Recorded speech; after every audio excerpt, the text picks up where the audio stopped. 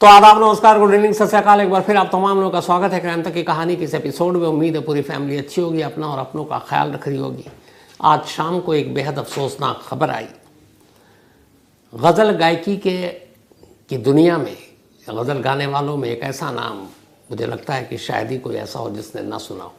हम आप सभी ने पंकज उधास की आज अचानक मौत की खबर आई। हालांकि वो लंबे वक्त से बीमार थे और उनका इलाज चल रहा था, लेकिन 72 साल की सिर्फ उम्र में पंकज उधास का यूं जाना गज़ल गायकी के जितने भी शौकीन लोग हैं, शौक़ रखते हैं, उन सब के लिए एक बहुत बड़ा नुकसान। मुझे याद है, खुद मैं जब एक नाम फिल्म आई थी और चिट्ठी आई है, ये जब भी गाना बजता था तो आंखें नम हो जाती थी। और ख़ास तौर पर वो लोग तो इस गाने को बहुत दिल के करीब मानते हैं जिनका कोई अपना घर से दूर हो। ज़रूरी नहीं है विदेश में ही हो, गाँव में हो, लेकिन शहर में कमाने गया हो। तो एक से एक उनके गज़ल, उनके गाने जो लोगों तक पहुँचे, और मैं बड़ा खुशकिस्मत हूँ कि उनसे कई बार मिला। आखिरी बार 2019 में मेरी मुलाकात हुई थी साहित्य में। तब वो आए थे और बड़े प्यार से मिले थे और मुझे बड़ी खुशी हुई थी उस दिन जब उन्होंने कहा था कि वो भी कहानी सुनते हैं और मेरा शो देखते हैं। और बहुत लंबी बात हुई थी, क्योंकि निदा फाजली साहब को मैं जानता हूँ, जिनके बहुत सारे गीत उन्होंने गाए थे गज़ल के तौर पर। तो अचानक ही जब ये खबर आया तो पहले यकीन नहीं हुआ, लेकिन मौत यकीनी है, हर एक को आनी है। ऊपर वाला उनकी आत्मा को शांति दे, पूरे परिवार को सब्र दे, और पूरी क्राइम तक फैमिली की तरफ से पंकज उधास को भावभीनी श्रद्धांजलि। अब आते हैं आज की कहानी के ऊपर। ऐसी चीज़ें अपने ही देश में हो सकती। इस कहानी में किस किस को रों? पुलिस को, कानून को, अदालत को, फैसले को, मुल्जिम को,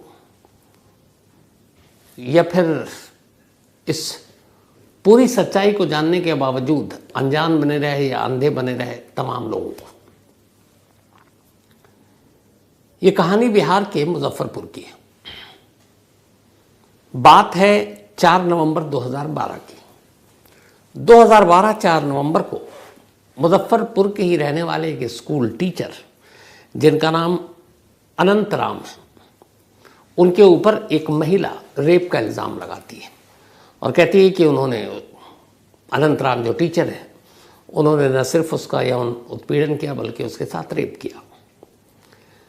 अब रेप का मामला संगीन, महिला का बयान, तो फौरन पुलिस ने मुजफ्फरपुर में एक पुलिस स्टेशन पड़ता है अहियापुर। इस नाम को याद रखना ज़रूरी है इस कहानी को समझने के लिए। तो मुजफ्फरनगर के इसी थाने अहियापुर की पुलिस ने FIR दर्ज किया और अनंतराम स्कूल टीचर मास्टर साहब को गिरफ्तार कर लिया। अब गिरफ्तार करने के बाद पुलिस कस्टडी में रखा, फिर जुडिशल कस्टडी में जेल भेज दिया।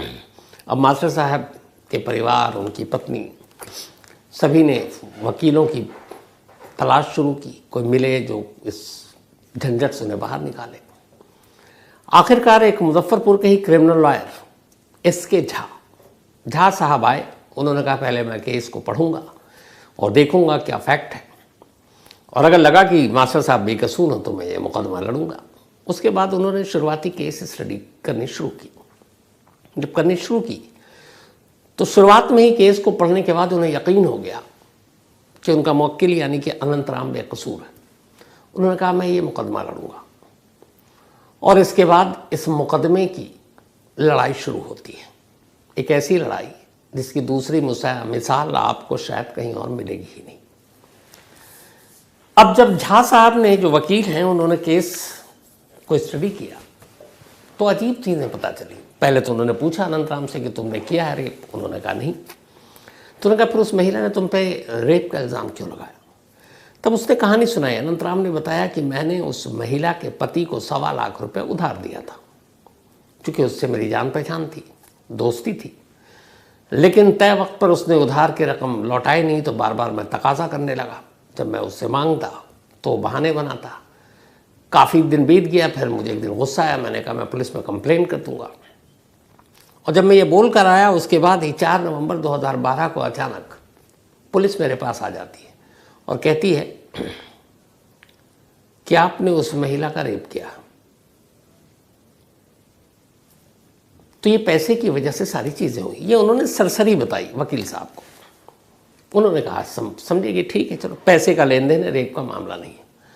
अब एक रेप केस में आमतौर पर पुलिस मेडिकल करती है, बाकी जो चश्मदीद है, विटनेस है, उन सबसे पूछताछ करती है, बाकी बातें होती हैं, सबूत इकट्ठा करती है। लेकिन इस केस की जो मैंने कहा ना दूसरी मिसाल नहीं मिलेगी, यहीं से अब चौंकना आप शुरू कीजिए। जब वकील साहब एसके झा साहब ने इस केस की स्टडी की तो सबसे पहले रेप के दिन क्या क्या हुआ उन्होंने उसके बारे में बयान जो अनंतराम उनके लिए और जो एफआईआर में लिखा था उसको पढ़ा। अब एफआईआर की कहानी जब पढ़ी तो उनकी आंखें खुली की खुली रह गई। एफआईआर में लिखा है कि महिला ने अपने बयान में आरोप में लिखाया कि 4 नवंबर 2012 की शाम करीब 6 से 7 बजे के दरमियान वो अकेली थी, घर पर थी और स्कूल टीचर वो आए, यही अनंतराम, और उन्होंने उसके साथ रेप किया। टाइम भी है शाम के 6 बजे के आसपास।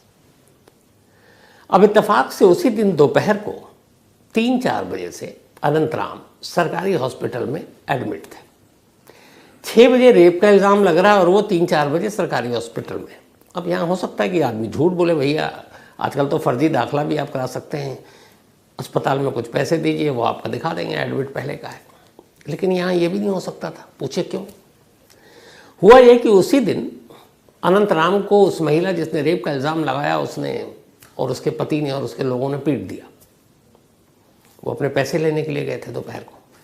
जब पिटाई कर दी तो उन्होंने पुलिस को फ़ोन किया कि ये लोग मुझे मार रहे हैं, मुझे बचाइए। पुलिस की टीम मौके पर पहुंची और फिर घायल अनंतराम को उठाकर ले जाकर सरकारी अस्पताल में इलाज के लिए एडमिट कर दिया। बाकायदा MLC मेडिकल लीगो जो डॉक्यूमेंट है वो भी हुआ कि ये मारपीट का मामला और इनको चोट आई है और इसलिए इस सरकारी अस्पताल में इनको एडमिट किया। पुलिस ही ले जाकर अनंतराम को अस्पताल में एडमिट करा रही है, पुलिस MLC लिख रही है, पुलिस वो टाइम लिख रही है और फिर वही पुलिस उसी दिन इस महिला के बयान पर अनंतराम को उस महिला के रेप के इल्ज़ाम में गिरफ्तार कर लेती है। कायदे से ये मामला तो थाने में ही उसी वक्त आईने की तरह साफ हो जाना चाहिए, क्योंकि महिला लिखा रही है शाम 6 बजे 4 नवंबर 2012 और ये भाई जो स्कूल टीचर हैं ये तो 3-4 बजे से अस्पताल में और खुद पुलिस अस्पताल में एडमिट करा रही। तो सारे सबूत तो आपके पास हैं कि जो बंदा अस्पताल में है वो कैसे रेप कर सकता है और वो भी पुलिस की मौजूदगी में। खैर, अब ये सारी चीज़ें हुई। झा साहब की यहीं से लड़ाई शुरू हुई। उन्होंने कहा मेरा वकील तो बेकसूर है, आसानी से निकलवा लूँगा। अब इत्तेफाक से उस वक्त जो इस केस के आईओ थे, जो अहियापुर थाना है, उनका नाम था दरोगा रामचंद्र। अब दरोगा रामचंद्र इस केस के इन्वेस्टिगेटिंग अफसर। पुलिस ने चार्जशीट दाखिल की, सब कुछ अदालत में हुआ। अब अदालत में ट्रायल शुरू मुकदमे का।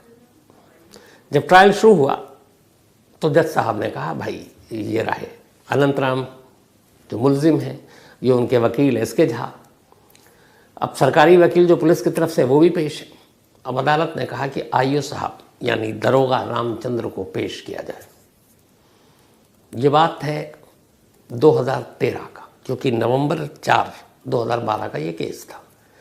तो उसके बाद करीब 6 महीने बाद आप मान के चलिए मई-जून 2013 कोर्ट ने कहा आईओ को पेश किया जाए। दरोगा साहब जिन्होंने इस केस की पूरी जांच पड़ताल की और जिनकी वजह से चार्जशीट दाखिल हुए यानी आरोप पत्र।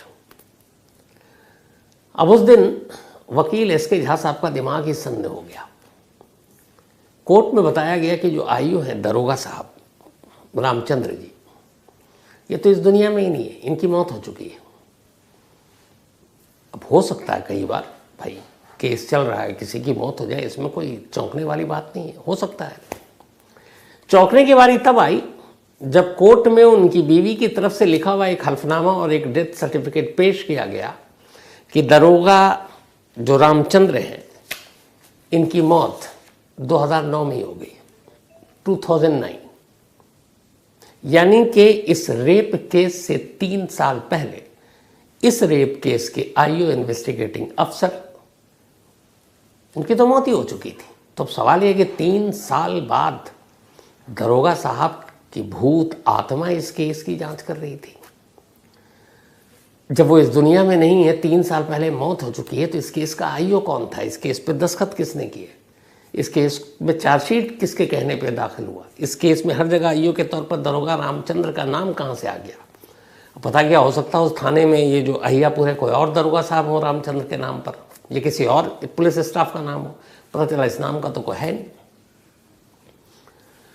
अब अदालत ने कहा कि कमाल है, लेकिन कमाल उससे भी ज़्यादा अदालत का। उसने कहा अच्छा 3 साल पहले मर चुके हैं, चलिए बाकी केस। अब वो उन्होंने बाकी दिया, महिला का तो बयान था ही था, सारी चीज़ें थी। इसके झा साहब को लगा था जो केस बड़ा आसान है। इन तमाम जो आंखें खोलने वाली चीज़ें उसके बावजूद मुजफ्फरनगर की लोअर कोर्ट ने अपना फैसला सुनाया।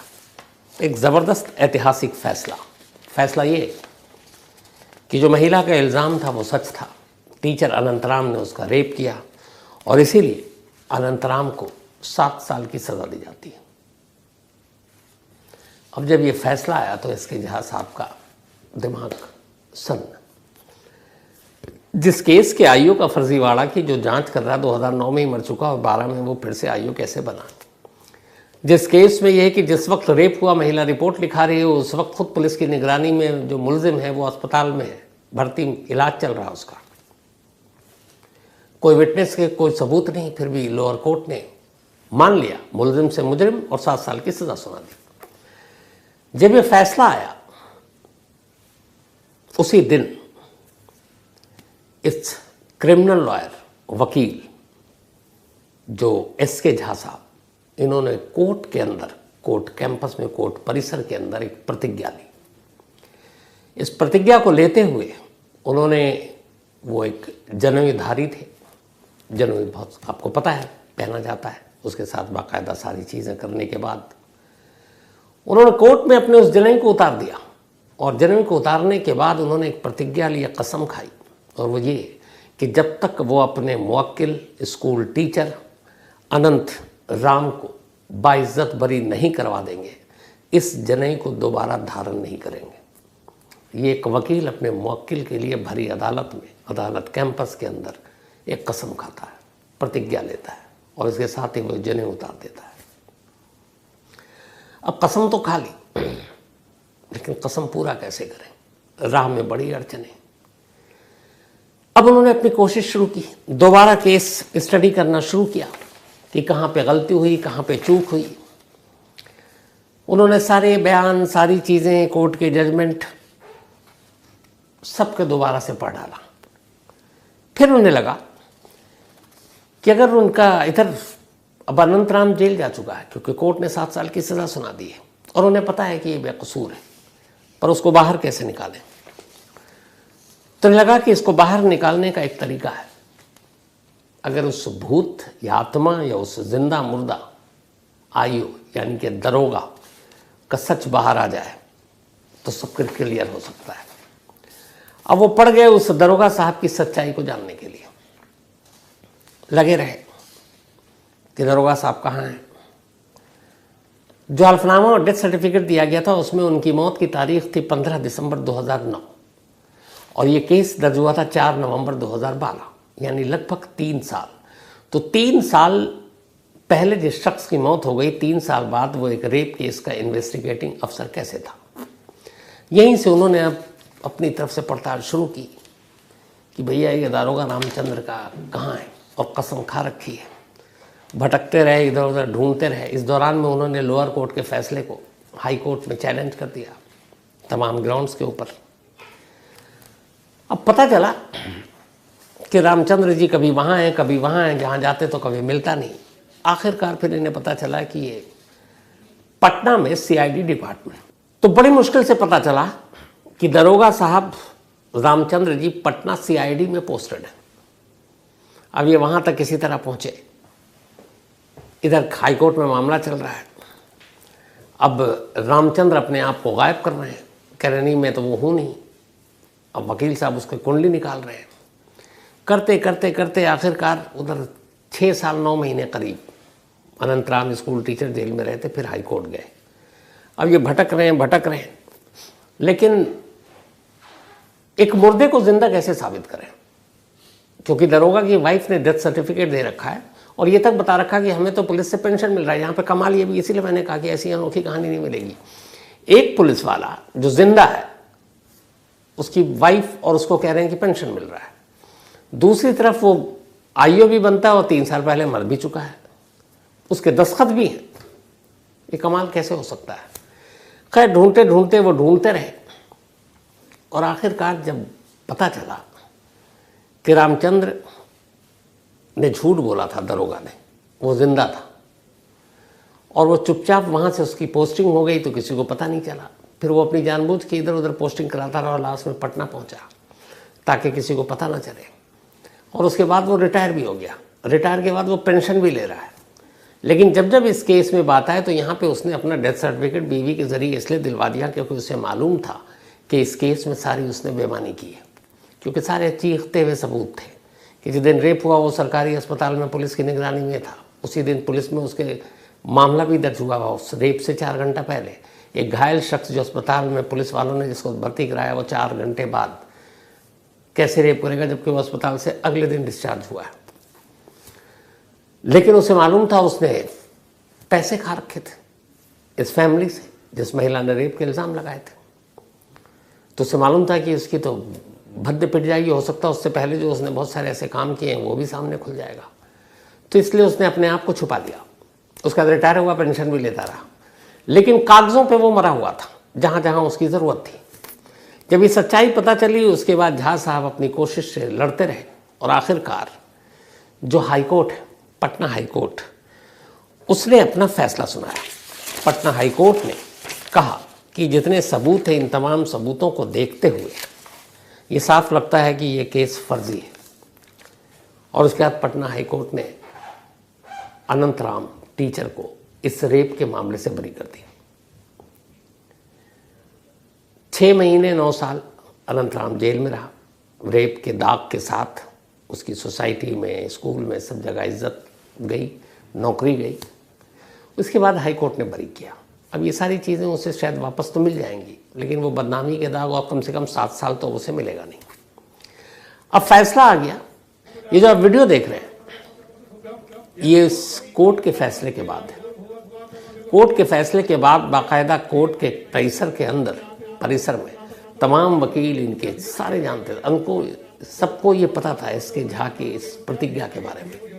वो सब लोग मौजूद हुए। वहीं एक मंदिर, उसी मंदिर में बाकायदा तमाम पुजारी के मंत्र के बीच जो जनेऊ धारण करने की सारी जो धार्मिक रीतियाँ होती हैं उनको पूरा करते हुए अपने उस प्रतिज्ञा को जब मुवक्किल उनका बेकसूर साबित हुआ तब उन्होंने 12 साल के बाद उस जनेऊ को दोबारा धारण किया। ये क्रिमिनल लॉयर की प्रतिज्ञा थी। अब यहाँ पे ये कहानी तो ख़त्म हो गई, लेकिन कहानी ख़त्म नहीं हुई। क्यों? एक पुलिस अफसर, एक केस का आईओ, रेप जैसा संगीन मामला, वो बीच केस में जिंदा और मुर्दा कैसे हो जाता है? 2, एक महिला, इस केस में एक ये भी है कि जब ये कोर्ट में गया तो महिला ने कई पर्ची लिखी कि मैंने उस पर झूठा इल्ज़ाम लगाया। केस ये कोर्ट में भी गया, अदालत ने नहीं माना। टाइमिंग, पैसों का लेन देन, आईओ का यूं भाग जाना, या पहले तो मौत की 2009 और 12, अदालत और जज साहब को तो उसी वक्त इस पॉइंट पे ही इन्वेस्टिगेशन करनी चाहिए थी, जांच का हुक्म देना चाहिए तो सच्चाई सामने आ जाती, लेकिन नहीं हुआ। फिर भी कोर्ट ने फैसला सुना दिया और एक बेकसूर को 7 साल तक जेल के अंदर बिना गुनाह के रहना पड़ा।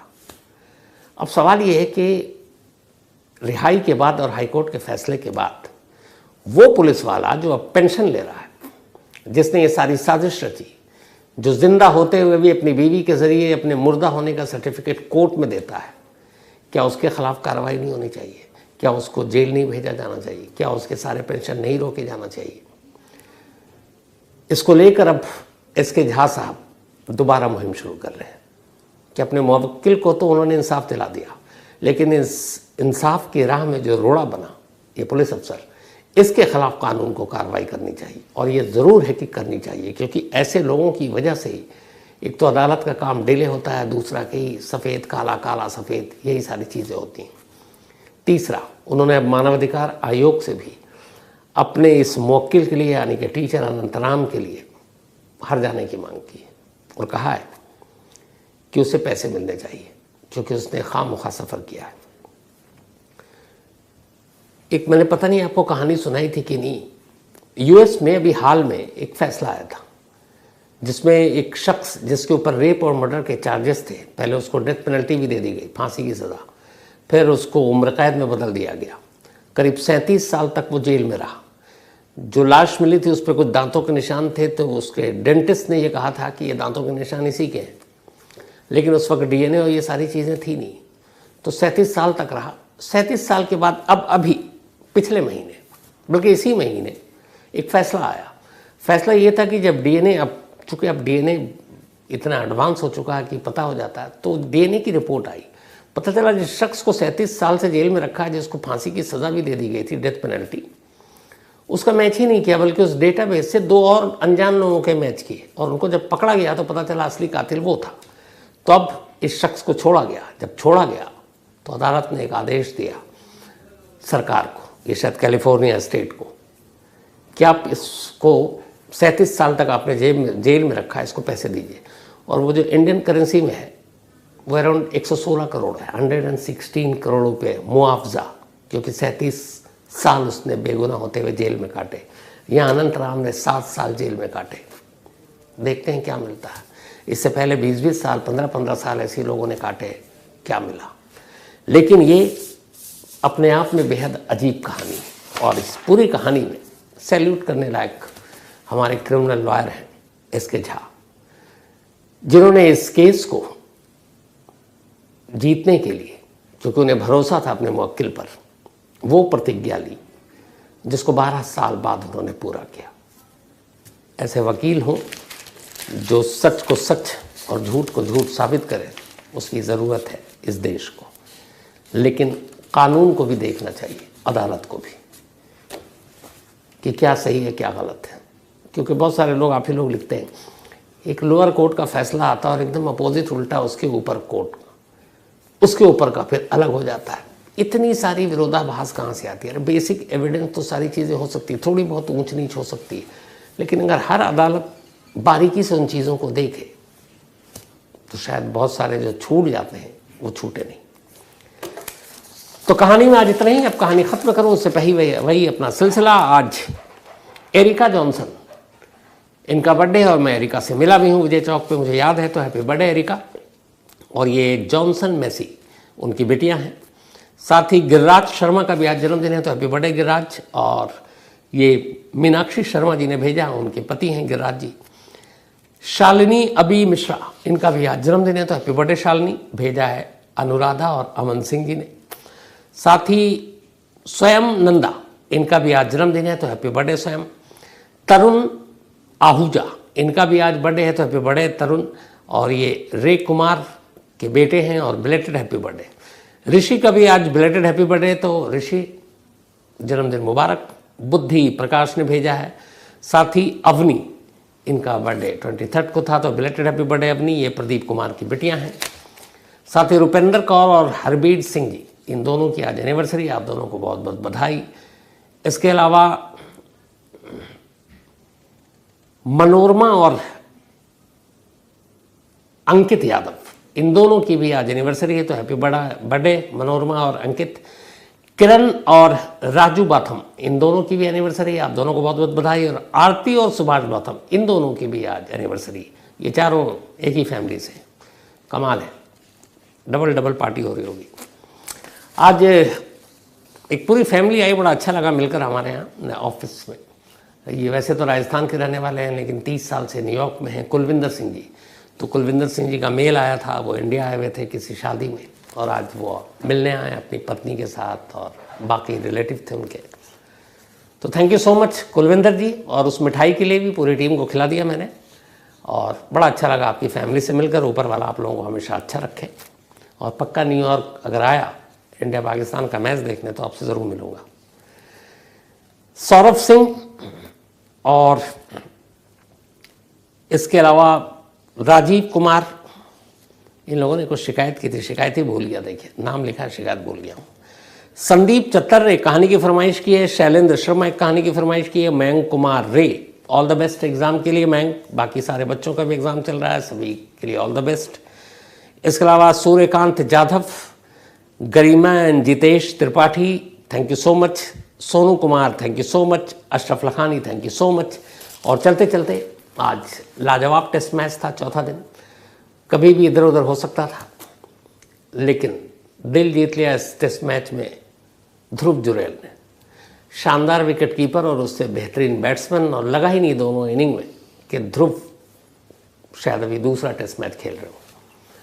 अगर फर्स्ट इनिंग में उनके 90 रन ना होते तो फिर हमारी लीड जो है ना वो सिर्फ मतलब इंग्लैंड की 46 नहीं होती, 100 से ऊपर होती है। और अगर 100 से ऊपर होती तो ये टेस्ट मैच जीतना हमारे लिए मुश्किल था।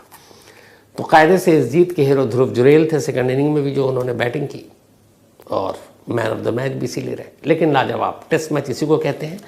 और 3-1 से हम सीरीज़ जीत चुके हैं, मतलब अंग्रेज़ों से जो लगान है दोगुना वसूल कर चुके हैं। अब आखिरी टेस्ट है धर्मशाला में, लेकिन पूरी तरह से वसूल करना चाहिए तो 4-1 सीरीज़ हो तो और मज़ा आ जाए। तो आज कहानी में इतना ही है। अब आपसे मुलाकात होगी कल रात 9